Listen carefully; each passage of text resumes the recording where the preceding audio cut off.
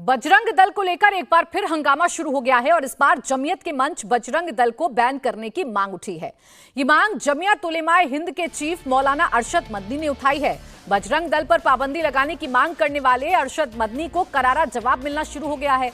केंद्रीय मंत्री गिरिराज सिंह ने मदनी पर पलटवार किया है। गिरिराज सिंह ने कहा कि 70 साल पहले अगर हमारे पूर्वजों से भूल नहीं हुई होती तो मौलाना मदनी आज पाकिस्तान में होते।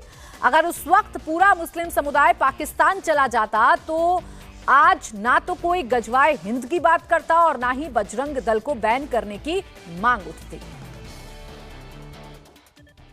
उन्होंने अपने मैनिफेस्टो के अंदर ये बात कही कि हम बजरंग दल के ऊपर, पॉपुलर फ्रंट के ऊपर पाबंदी लगाएंगे। हमें कोई फिक्र नहीं कि पॉपुलर फ्रंट अमल नहीं है, रद्द अमल है। अगर बजरंग दल की मुस्लिम दुश्मन पॉलिसी न होती, पॉपुलर फ्रंट जन्म न लेता। आप बजरंग दल के ऊपर पाबंदी लगाइए, हमें कोई अफसोस नहीं है। 100 पॉपुलर फ्रंट के ऊपर पाबंदी लगा दीजिए, मुल्क में अमन तो कायम रहे। मदनी साहब 70 साल पहले अगर हमारे पूर्वजों से भूल नहीं होती कि देश के बंटवारे में अगर पूरे मुस्लिम कम्युनिटी अगर चला गया होता पाकिस्तान, तो आज भारत में न कोई जाकिर मियाँ पैदा लेता, न ओवैसी पैदा लेता, न मदनी पैदा लेता, न भारत को गजवाए हिंद की बात करता। आज हमारे ऊपर ही बजरंग दल को कह रहे हैं कि इस पर लगना चाहिए पाबंदी। और ये 70 साल पहले देश का दुर्भाग्य है, हमारे पूर्वजों से बहुत बड़ी भूल हुई और वही भूल का खामियाजा आज की पीढ़ी भोग रही है। और ऐसे ऐसे लोग गजवाए हिंद की चर्चा करते हैं, चाहे जाकिर मियाँ हो, चाहे मदनी हो, चाहे ओवैसी हो, चाहे सर तन से जुदा के नारे लगाते हैं। दरअसल बजरंग दल को बैन करने की मांग मुंबई के आजाद मैदान में हुए जमीयत के अधिवेशन में उठी। अधिवेशन में जमीयत चीफ अरशद मदनी ने कहा कि कांग्रेस ने अपने घोषणा पत्र में बजरंग दल को बंद करने की बात कही थी। अगर उन्होंने ये फैसला 70 साल पहले लिया होता तो मुल्क बर्बाद ना होता। अरशद मदनी ने कहा है कि अगर कांग्रेस ने बजरंग दल को बैन करने का अपना वादा नहीं निभाया तो मुसलमानों का भरोसा टूटेगा। ऐसे में कांग्रेस बजरंग दल को बैन करके अपना वादा पूरा करे। कांग्रेस इख्तिदार में नहीं है, मगर गांधी फैमिली आगे बढ़ी।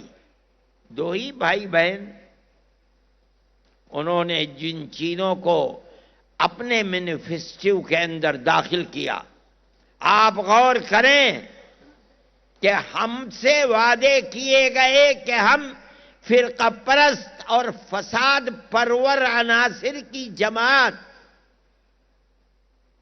के ऊपर कदगन लगाएंगे, बंद करेंगे उसको। बजरंग दल के ऊपर हम कदगन लगाएंगे। अगर ये तारीख गवाह है इस बात की कि अगर ये स्टैंड उन्होंने आज से 70 साल पहले हिंदुस्तान के अंदर ले लिया होता, इख्तिदार उनके हाथ से न जाता, मुल्क बर्बाद ना होता, तबाही ना आती, फक्र तंगदस्ती का बोलबाला न होता, मुल्क के अंदर इख्तिदार उनका होता जो मुल्क में हर तबके को चैन और सुकून के साथ जिंदा रहने का मौका देते हैं। अगर ऐसा नहीं हुआ, आज आकर के उन्होंने ये कहा कि हम फिरका परस्त पार्टियों के ऊपर कदगन लगाएंगे, बंद करेंगे और मुल्क के अंदर भाईचारगी को लेकर बढ़ेंगे।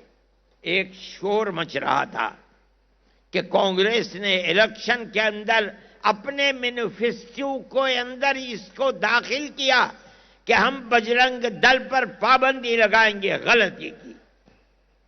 मैं समझता था कि गलती नहीं है, बल्कि अपनी गलती का तदारुक है जो 70 साल पहले से गलती थी। बजरंग दल पर सवाल उठाने वाले मदनी को करारा जवाब मिल रहा है। वीएचपी नेता विनोद बंसल ने भी मौलाना मदनी पर जमकर हमला बोला है। विनोद बंसल ने कहा है कि बजरंग दल राष्ट्रवादी संगठन है, बजरंग दल देश के लिए समर्पित है। कांग्रेस की गलती की वजह से मदनी जैसे कट्टरपंथी और जिहादी तत्व आज भारत में है। बजरंग दल जैसे राष्ट्रवादी संगठन के बारे में आपकी पापी जुबान कहते कहते क्या कुछ कह गई आपको खुद नहीं पता। जिस राष्ट्र को समर्पित बजरंग दल के युवाओं का संगठन 29 साल पहले बना था, उसको आप 70 साल पहले बैन करने की बात कर रहे हैं। लेकिन क्या करें, जबान फिसल जाती है। आखिरकार 70 साल पहले, वास्तव में मानते हैं कि 70 साल पहले कांग्रेस की गई वो गलती अगर उसी समय सुधार ली होती तो आज ये कट्टरपंथी जिहादी तत्व भारत के अंदर न होते, और या फिर वो भारत के अंदर भारतीयता में मिल घुल गए होते। अब मदनी के बजरंग दल पर बयान को लेकर बीजेपी भी अटैकिंग मोड में है। बीजेपी लीडर मुख्तार अब्बास नकवी ने कहा कि बजरंग दल राष्ट्रद्रोही नहीं है। राष्ट्रवादी संगठन के बारे में आपकी पापी जुबान कहते कहते क्या कुछ कह गई आपको खुद नहीं पता।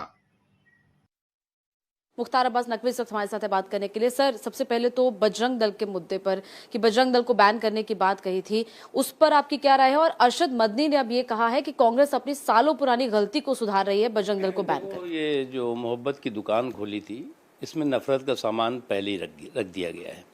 अब मोहब्बत की दुकान में अगर नफरत का सामान रख दिया जाए तो इसी तरह की बातें सुनाई पड़ेंगी। जो प्रायोरिटी और जो प्राथमिकता कर्नाटक के लोगों के साथ होनी चाहिए, उसके बजाय आप अपनी मोहब्बत की दुकान में नफ़रत का सामान सजा करके और फिर से एक बार तुष्टीकरण का रास्ता, बिखराव का रास्ता, टकराव का रास्ता अपनाने की कोशिश कर रहे हैं। उसमें फिर से बुरी तरह से ये पिटेंगे। अरशद मदनी ने सर इस पर जो कहा कि कांग्रेस अपने सालों पुरानी गलती, उन्होंने क्या कहा मैंने नहीं सुना, लेकिन एक बात बताया, अगर इस तरह से ठीक है, बहुत सी चीज़ों पे बजरंग दल के कई ऐसे मुद्दों पर जो है वो लोग सहमत नहीं हो सकते, उससे इत्तेफाक नहीं कर सकते, लेकिन वो राष्ट्रद्रोही नहीं हो सकता। अब अगर इस तरह के राष्ट्रद्रोहियों की लिस्ट बनेगी तो फिर कितने उसमें अभी ऐसे लोग, ऐसे संगठन और ऐसे कुछ पॉलिटिकल पार्टीज भी उस गिनती में आ जाएंगी। वहीं देश में इस वक्त हिंदू राष्ट्र का माहौल है। बाबा बागेश्वर अपने मंच से लगातार हिंदू राष्ट्र के हुंकार भर रहे हैं, लेकिन जमीयत के मंच से हिंदू राष्ट्र की मांग करने वालों पर सीधा अटैक हुआ है। जमीयत चीफ अरशद मदनी के भतीजे हसन मदनी ने कहा कि जो लोग हिंदू राष्ट्र की बात करते हैं वो गद्दार हैं। यानी देश में जहां हिंदू राष्ट्र की मांग उठ रही है, सनातन और हिंदुत्व की बात हो रही है, तो दूसरी तरफ से जमीयत के मंच से हिंदू राष्ट्र की आवाज उठाने वालों को गद्दार बताया जा रहा है।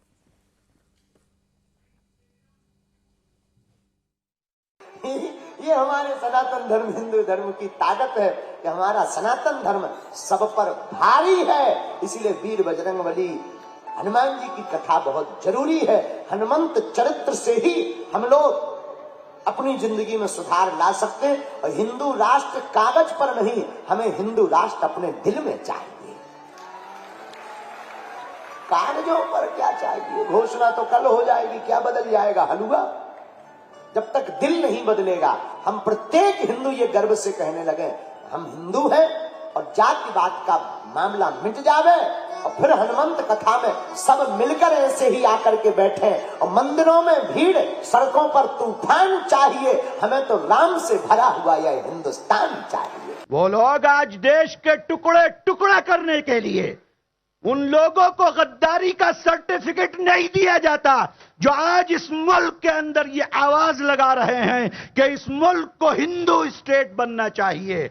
इस मुल्क को हिंदू स्टेट बनाने के लिए जो कोशिशें कर रहे हैं, असल गद्दार वो है इस देश के, जो देश के अंदर रहकर इस मुल्क को हिंदू स्टेट बनाने की बात कर रहे हैं। अगर वो हिंदू स्टेट की बात कर रहे हैं और वो गद्दार नहीं है, मुसलमान अगर इस्लामी देश की बात करेगा वो गद्दार कैसे हो जाएगा? सिख अगर खालिस्तानी की बात करेगा वो गद्दार कैसे हो जाएगा?